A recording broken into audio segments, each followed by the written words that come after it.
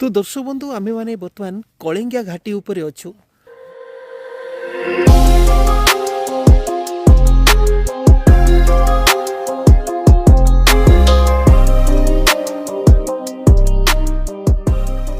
आउ देखिया को पाई पारुचंती कलिंगा घाटी उपरे मु दूररु गोटे दृश्य देखाउची देखंतु।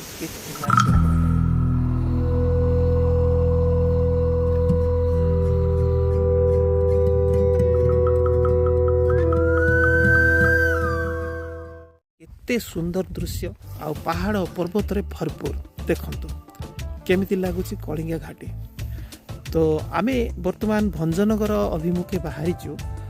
तो कलिंगा घाटी रे एथर वर्षा रे तार रास्ताटा को भसई नहीं बहुत खराब हो जाइए जहाँफल जीवा आसबार बहुत बड़ समस्या है।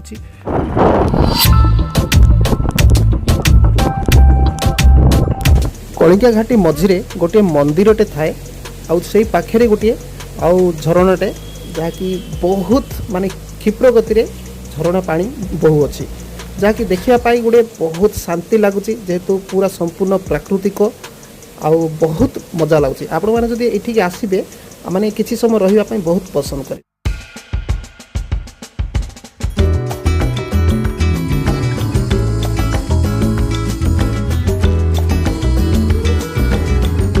प्रिय दर्शक बंधु बर्तमान आम कलिंगा घाटी पहुँची जाइछु जो कि रास्ता खराब हो जाइए। रास्ता को माने ए वर्ष वर्षा रे पानी भसई देछि सेठी को पळे आछछु। म आपनन देखिया चाहूँगी से कलिंगा घाटी रो माने वर्तमान रास्ताटा एबे केते दूर को काम गलानी देखेबी।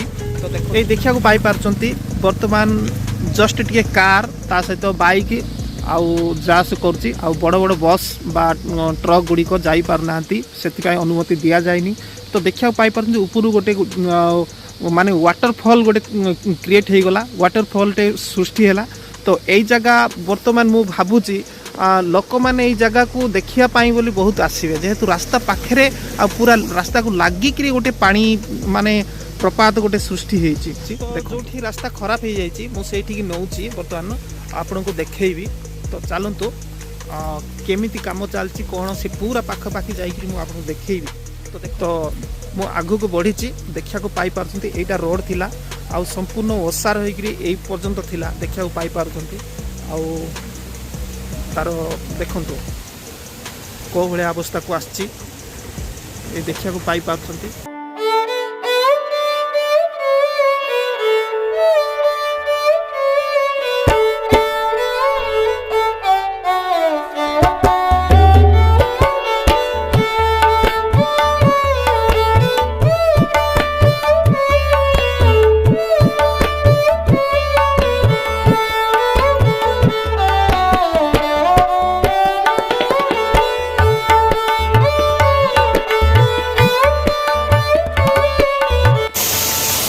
पत्थर जदि खसब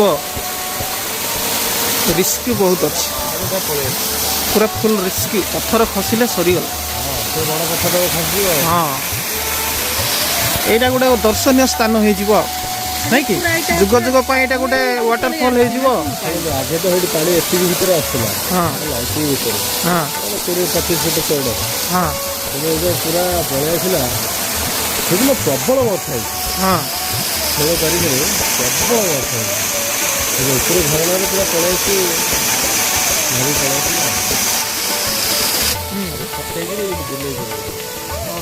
ये पानी पानी ये पशिगला ब्रिज होता पानी तल आड़े जाऊँ बुले फटे।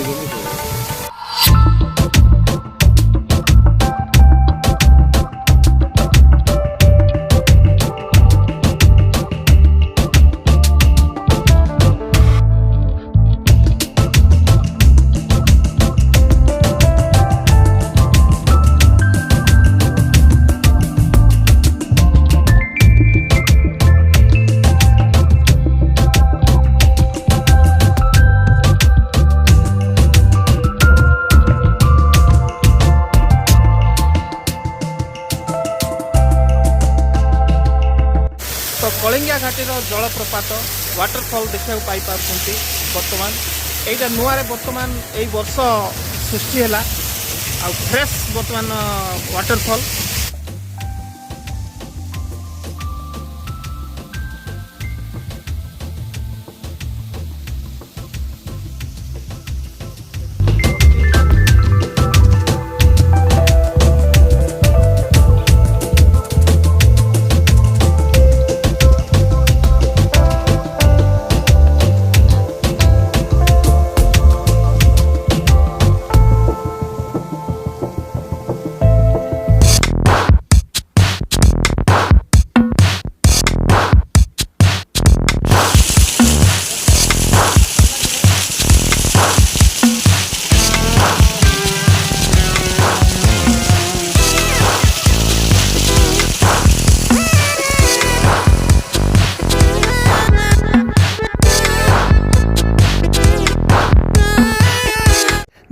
এইভাবে ভাবে মো বিভিন্ন প্রকার দৃশ্য আপনার দেখাই থাকে।